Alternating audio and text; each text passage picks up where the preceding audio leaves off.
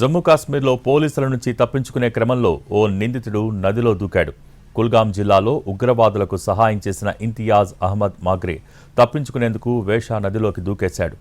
ఈ ఇంతియాజ్ అహ్మద్ నీటి ప్రవాహంలో కాసేపు ఈదుకుంటూ వెళ్లాడు. కానీ సరిగ్గా ఈత రాకపోవడంతో ప్రవాహంలో మునిగి చనిపోయాడు.